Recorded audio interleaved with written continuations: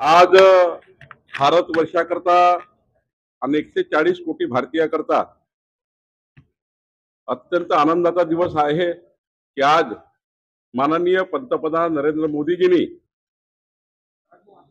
GST मध्ये जी कर सवलत दिली ती सर्वसामान्य जनतेच्या ज्या ज्या रोजच्या जीवनाच्या वस्तू आहे, झोपून उठल्यापासून झोपतपर्यंत सर्वसामान्य आर्थिक दुर्बल व्यक्तीला ज्या वस्तू रोज वापरायला लागतात त्या वस्तूवर जीएसटी काही तर माफत करून टाकली आहे आणि आता काहीला तर 5% पर्यंत दिली आहे.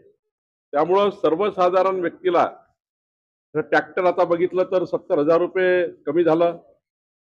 आपण कार बघितल्या त्या 80 हजारांनी या ठिकाणी कमी झाल्या.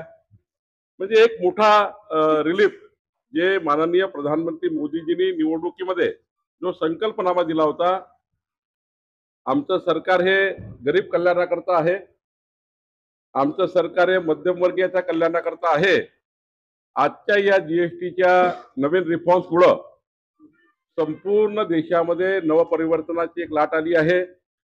आणि सर्वात महत्वाचं काय, स्वदेशीचा वापर. आज भारतीयांनी स्वदेशीचा जर वापर केला आणि त्यावरचा जीएसटीचा जो रेट शून्य करण्यात आला अनेक ठिकाणी अनेक वस्तूवर, तर स्वदेशी वापर वाढेल.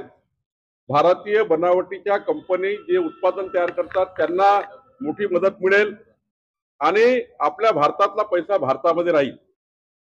विदेशी वस्तू खरेदी करून विदेशात पैसे पाठवण्यापेक्षा भारतातला पैसा भारतात राहिला पाहिजे आणि तो पैसा इथल्याच अर्थव्यवस्थेला चालना दिली पाहिजे.